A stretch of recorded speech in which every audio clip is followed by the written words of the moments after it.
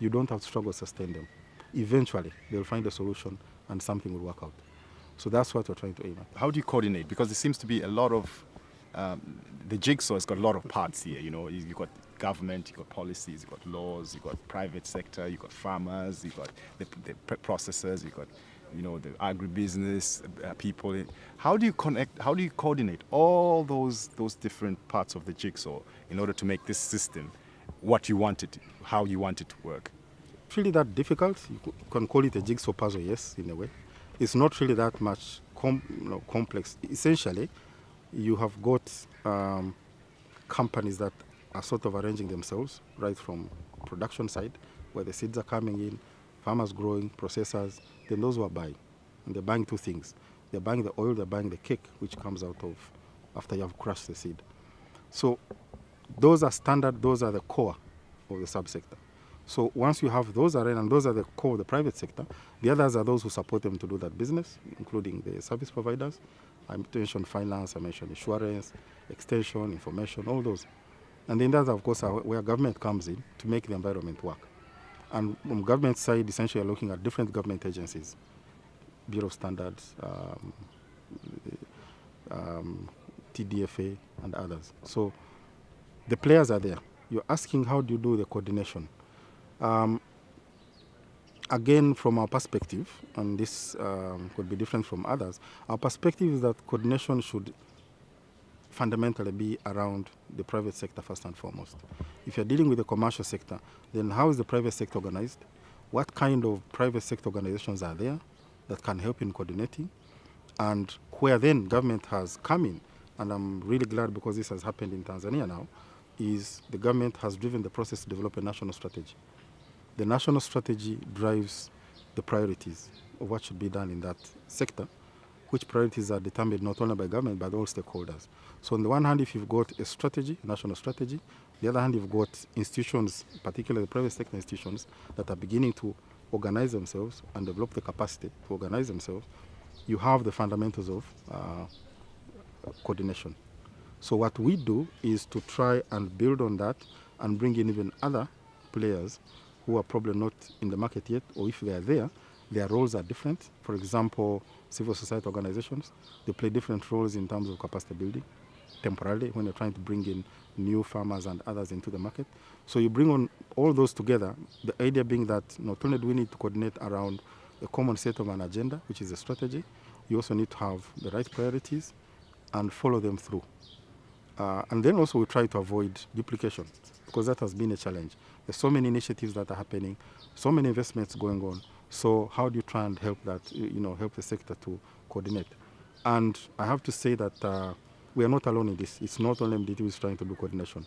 We are only supporting that. The Subcode Center is trying to do that. These private sector organizations themselves are doing that. In Sunflower, we've got now the National Stakeholder Platform. I think it's a National Stakeholder Forum, we've got, which is basically coordinating the strategy. We've got the TASUPA, which is a Sunflower Processor Association. Then we've got about 6 or 7 different small-scale processors associations across the country, which bring in a lot of farmers' organizations, processors' organizations, and others. So with that kind of infrastructure, it makes it much easier for MDT and others to coordinate.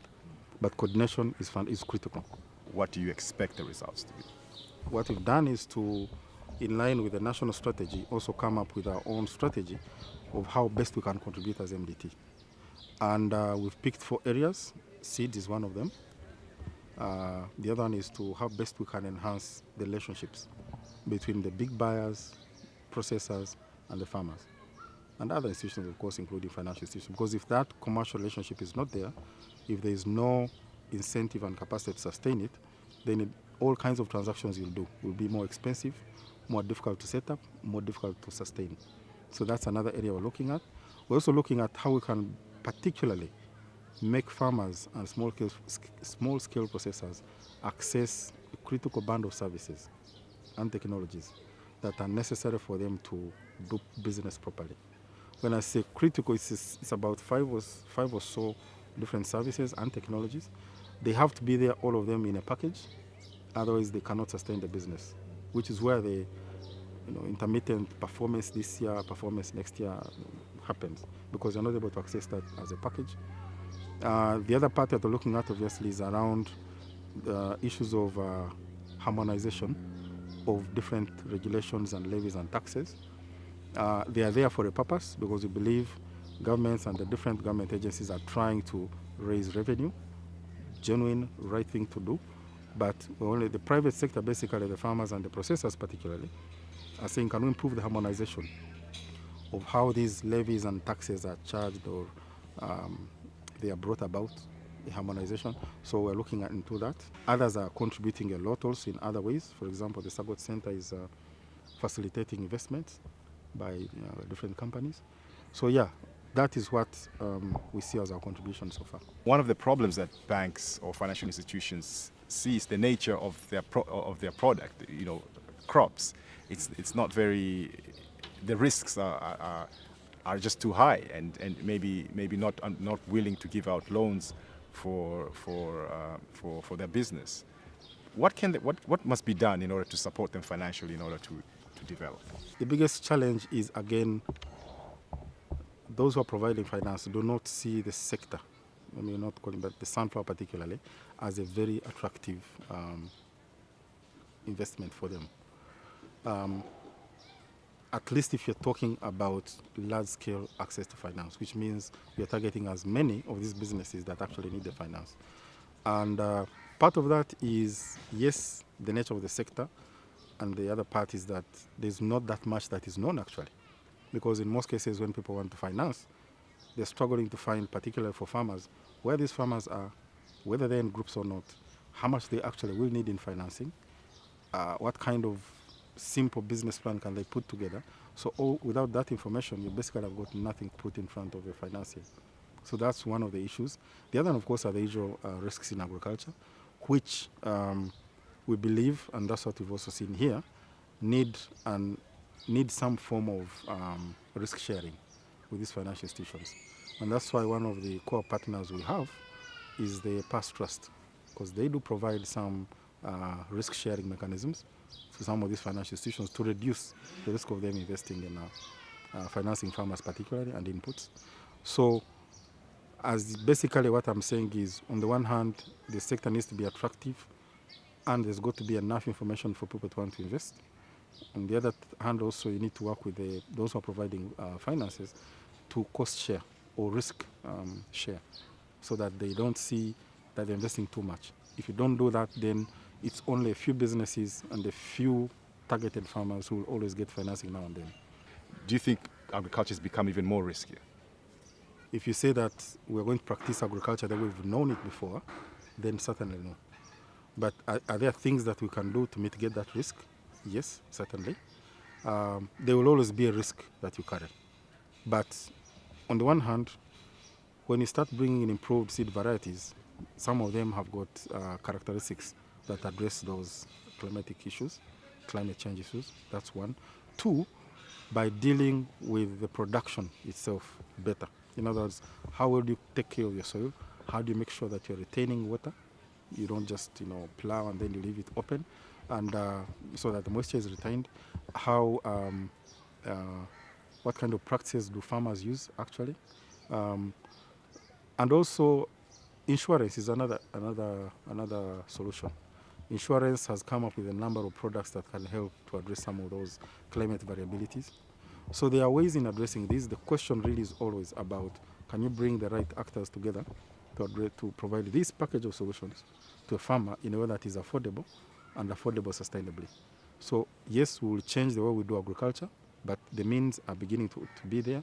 It's a question of now attracting more players, more private sector, more actors to provide them in ways that can make sense. How important is a platform like the annual agriculture meeting, which is about to take place, to your work, and what's your role, or what role would you play there? Annual Agricultural Policy Conference is a conference that brings together different players in Tanzania to basically deliberate the critical aspects where policies and other interventions are required in agriculture. It is important because, on the one hand, when it comes to, again, coordination and policy making and dealing with teething problems in the business environment, this kind of conference helps the stakeholders to basically galvanize or basically prioritize their thinking around a few set of things. The policy conference is able to bring together different stakeholders, government, private sector, civil society, and we're able to basically sit in the same place and think about what to do going forward. So it is helpful from a coordination perspective.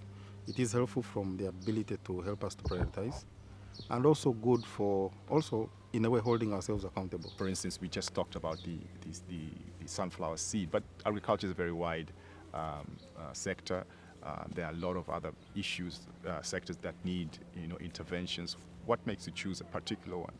The criteria that we use essentially is, one is that it must be a commodity that has growth potential. If it doesn't have growth potential, we don't see opportunities for income and employment.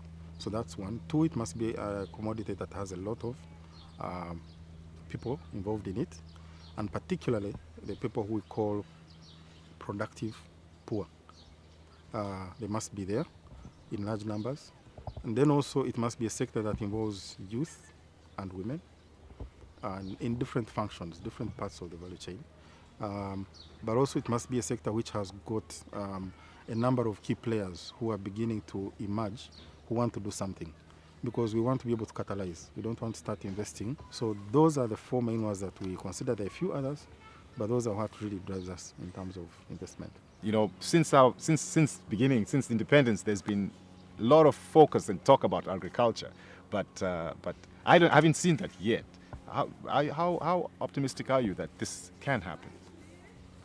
I think for me, for as long as there is demand for an agricultural product, which demand can be from people who are consuming it here as a food, for as long as there is demand and there is potential to produce, Tanzania cannot fail to utilize that opportunity. It's a question of how we work to organize ourselves to exploit that, because every business and in life generally, you'll always work within constraints. There's no single business which has it completely easy and free.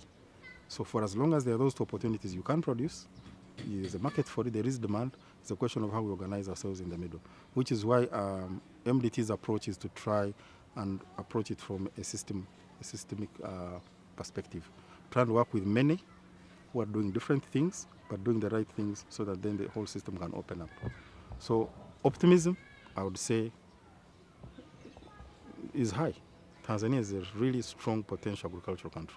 There's no doubt about that. And I'm afraid we'll have to leave it there. I'd like to thank my guest, who's the Technical Director for the Agricultural Markets Development Trust, AMDT, Michael Kairumba. Join me same time, same place for more of The Agenda.